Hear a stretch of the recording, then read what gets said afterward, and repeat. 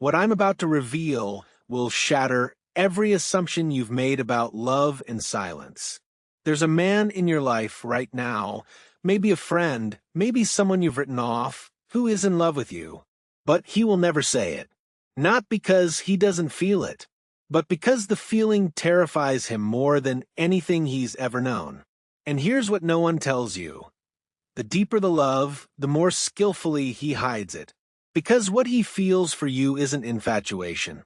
It isn't a passing attraction. It's the kind of love that threatens to dismantle every defense mechanism he's ever built. So he encrypts it. He buries it beneath casual conversation and controlled distance. He performs indifference while his unconscious screams your name in every gesture, every glance, every carefully measured word. Do not scroll away from this. These 7 signs don't appear randomly. They follow a sequence, a psychological pattern that reveals itself in stages. And if you've already witnessed the first 3, I can tell you with certainty, the 4th is happening right now, in real time, whether you've consciously noticed it or not. Miss even one of these signs, and you'll mistake depth for distance. You'll confuse devotion for indifference. You'll interpret his silence as apathy when it's actually the loudest confession his psyche can manage. Every sign builds on the previous one. Each revelation unlocks the next layer of understanding. So stay until the end. Because the 7th sign, it's the one that will make everything before it undeniable. And once you see it, you'll realize he's been telling you all along. Carl Jung spent over 5 decades mapping the hidden territories of the human psyche, the places where we bury what we cannot speak, where the Anima projects her sacred image onto the world, where men feel love as both ecstasy and annihilation. And in every case study, every therapeutic session, every ancient myth he decoded, one pattern emerged with crystalline clarity. A man who hides his love is not a coward. He is a man at war with himself. Jung understood that for most men, vulnerability isn't just uncomfortable, it's existential terror. The masculine psyche is conditioned from boyhood to equate emotional exposure with weakness. To need someone is to risk destruction. To admit love is to hand another person the blueprint to your annihilation. So when a man falls deeply in love, something catastrophic happens in his internal world. The false self, the armor he's constructed to navigate a world that punishes sensitivity, begins to crack. And beneath it, the true self emerges, raw, uncertain, desperate for connection, but paralyzed by the fear of what that connection will cost. When a man hides his love, he's not playing games. He's trying to survive the internal revolution that loving you has triggered. Sign 1. He remembers what you forget. Most people listen to reply. They wait for their turn to speak. He listens to absorb. You mentioned once, 3 months ago, in passing, that you hate the smell of artificial vanilla. It was nothing. A throwaway comment. You forgot at the moment it left your lips. He didn't. Now, he notices it everywhere. In every candle, every coffee shop, every scented product. When someone brings vanilla-scented anything into a room, something in him recoils. Not because he dislikes it, but because you do. He doesn't bring it up. He doesn't fish for credit. He simply knows. He carries this knowledge like a sacred text, filed away in the private archive of his psyche, where everything about you is preserved. This is not politeness. This is not good memory. This is the unconscious mind orienting itself around a new center of gravity. Jung called this circumambulation, the process by which the psyche circles what it holds sacred, studying it from every angle, integrating it into the structure of the self.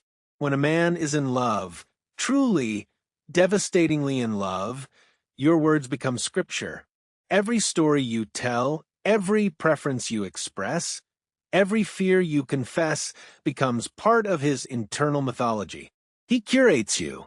Not obsessively, but instinctively, because in his unconscious world, you are no longer an external person. You have become an organizing principle, a North Star, the axis around which his inner world now rotates. And here's the paradox. The more important you become to him, the less he'll make a show of remembering, because drawing attention to his attention would reveal the truth. It would expose the fact that he's been building a cathedral to you in his mind, brick by brick, detail by detail. Sign 2. He finds excuses to orbit your life. He doesn't confess. He arranges. Suddenly, he's at the same coffee shop you go to on Thursday mornings. Coincidence, he says. Just happened to be in the area. He volunteers for the project you're leading at work, even though it's outside his department. He asks a mutual friend, casually, strategically, what you're doing this weekend. Not to intrude, but to know, to map your movements, to engineer proximity without declaration. This is the anima at work. Jung wrote extensively about the anima, the unconscious feminine image that lives inside every man's psyche. When a man falls in love, his anima projects onto you. You become the living embodiment of everything he's been unconsciously searching for. And once that projection locks into place, you become a gravitational force. He doesn't choose to orbit you. He is compelled. His unconscious pulls him toward you the way the moon pulls the tide. Silent, inevitable, beyond rational control. But here's the paradox Jung discovered. The closer a man wants to be, the more casual he pretends the encounter is. Oh, you're here? Small world. It's not small, and it's not a chance. He calculated this. He adjusted his schedule, rerouted his commute, shifted his plans, all to manufacture a moment of proximity that feels accidental. Why? Because direct pursuit requires vulnerability. It requires him to admit that you have power over him, that he needs to see you. So he engineers fate. He becomes the architect of coincidence. He shows up where you are, creating the illusion that the universe keeps throwing you together, when really it's just him throwing himself into your path, hoping you'll notice, hoping you won't. Sign 3. He protects your reputation even when you're not there. This one is silent, invisible, absolute, and it's the sign most people never see, because it happens in rooms you're not in conversations you'll never hear. Someone makes a joke at your expense in a group chat. Someone questions your decision at work. Someone implies something about your past, your choices, your character. He doesn't explode. He doesn't deliver a sermon. He doesn't make a scene. He quietly dismantles them. A single sentence, delivered with surgical precision, "That's not accurate," or "I don't think that's fair," or simply a refusal to laugh. A pointed silence that shifts the entire energy of the room. The joke dies, the conversation pivots, and everyone moves on. Why does he do this? Because in his psyche, you are no longer a separate entity. You have become an extension of his own dignity. Jung called this participation mystique, the blurring of psychological boundaries that occurs when the unconscious recognizes another soul as part of itself. To let someone disrespect you would be to disrespect the part of him that has come alive through loving you. Your honor is his honor. Your wound is his wound. And here's what makes this so devastating. You may never know it happened. He doesn't tell you about the battles he fights on your behalf. He doesn't seek credit for the ways he shields you from cruelty, gossip, diminishment. He does it because protecting you has become a reflex, an instinct, a function of his unconscious that operates automatically. This is love in its most primal protective form, and it happens in silence. Sign 4. His body language betrays him. Words are controlled by the ego. The ego lies, crafts, performs. But the body? The body speaks the language of the unconscious, and the unconscious never lies. When a man is in love but hiding it, his body is in open rebellion against his mind. Watch his hands when you speak. Do they fidget? Adjust his collar? Run through his hair? These are displacement gestures, the body's attempt to discharge nervous energy that has nowhere else to go. He's not bored. He's overstimulated. Your presence floods his nervous system with sensation, and his hands are trying to manage the overflow. Watch his feet. Feet don't lie. Are his feet angled toward you, even when his torso is turned toward someone else? That's unconscious orientation. His body is tracking you, even when his conscious mind is pretending to focus elsewhere. Watch his eyes. Do they flicker to your mouth when you laugh? Do his pupils dilate when he looks at you?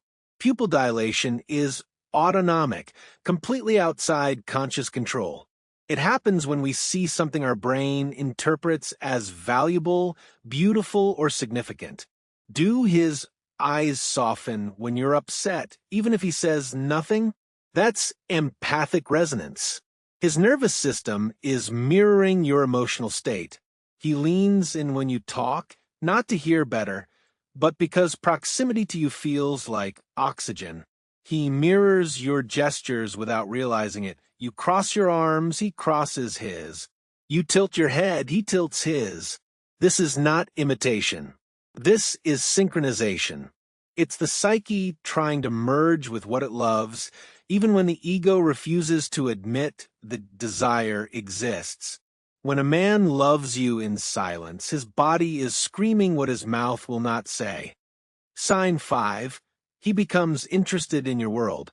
Suddenly, he's reading the author you mentioned in passing.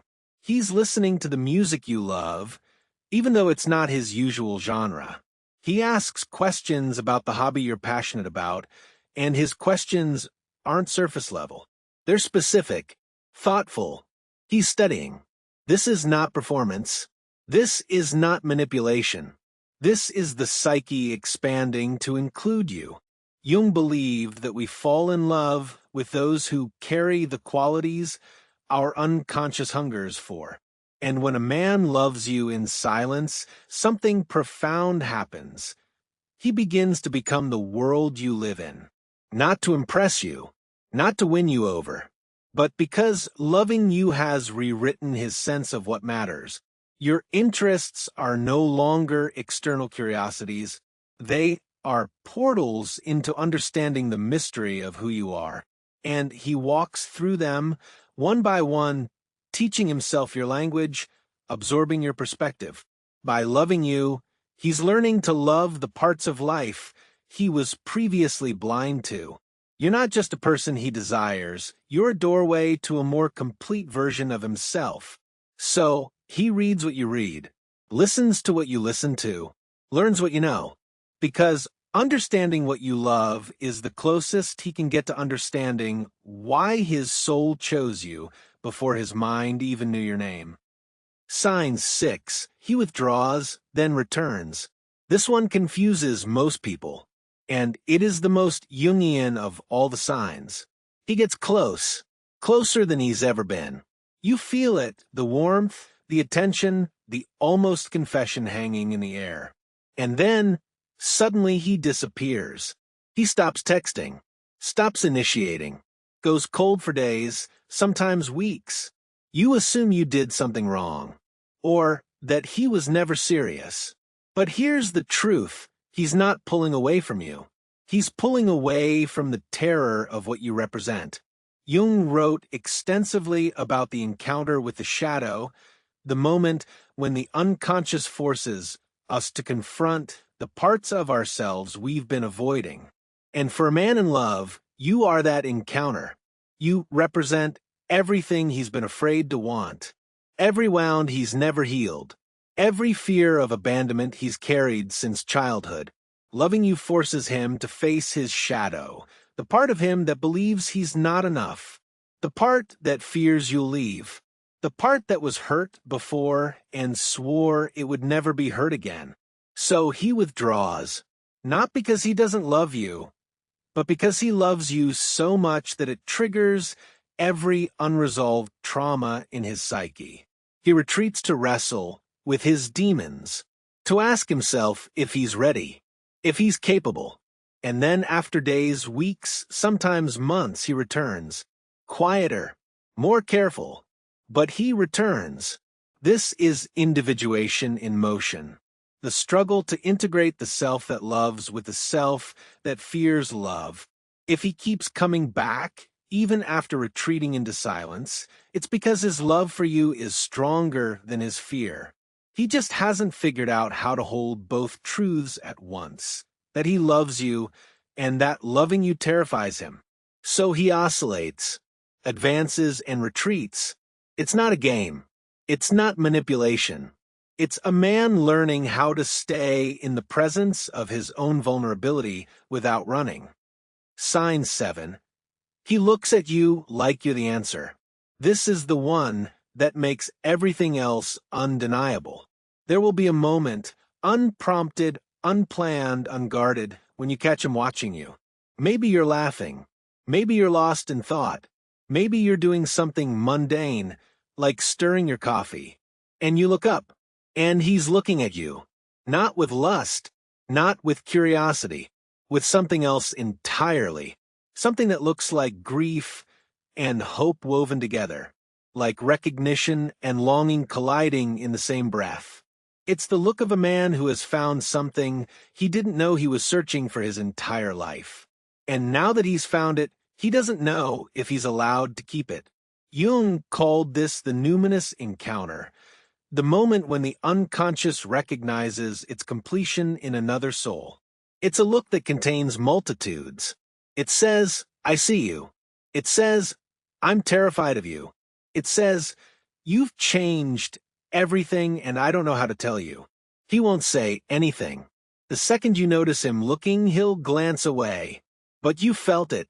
That moment of nakedness. That instant where the mask slipped and his soul spoke directly to yours. That's not hiding. That's the unconscious confessing what the mouth cannot. And if you've seen that look, even once, you haven't imagined this. He loves you. He's just terrified that saying it out loud will make it real. So he hides it in glances, in silences, in the way he watches you when he thinks you're not paying attention. But his eyes have already told you everything. If you've seen even 3 of these signs, you're not imagining it. And if you've felt the weight of being loved in silence, the confusion, the ache, the strange beauty of being wanted by someone who won't say it, you're not alone. Leave a comment below. Tell me which sign hit hardest. Tell me if you've lived this pattern. And subscribe if you want to keep exploring the hidden patterns in love, psychology, and human behavior that no one else is talking about. The Jungian principles that explain why we love who we love, why we hide what we hide, and how the unconscious speaks in a language the conscious mind refuses to learn. This is just the beginning. There are deeper layers to this, and we're going to uncover all of them. Love, when hidden, does not disappear. It doesn't evaporate. It doesn't fade into irrelevance just because it's never been spoken. It takes root in the unconscious and grows in the dark, silent, patient, inevitable. Jung believed that what we repress does not vanish. It waits, and it will find a way to surface one way or another. Through dreams, through symptoms, through the body, through the 1,000 small betrayals of behavior that reveal what we're desperately trying to conceal. The unconscious always speaks. We just have to learn its language.